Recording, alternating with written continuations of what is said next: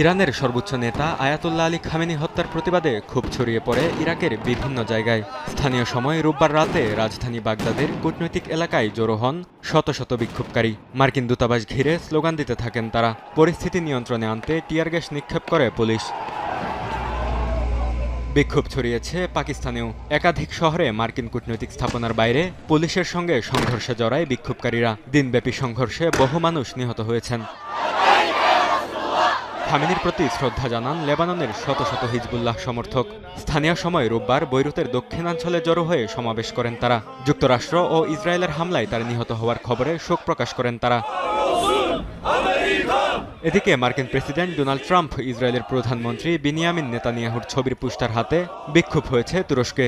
বিক্ষোভকারীরা মিছিল নিয়ে ইসরায়েলি কনসুলেটের সামনে অবস্থান নেন। এ সময় ইরানের প্রতি সংহতি জানিয়ে স্লোগান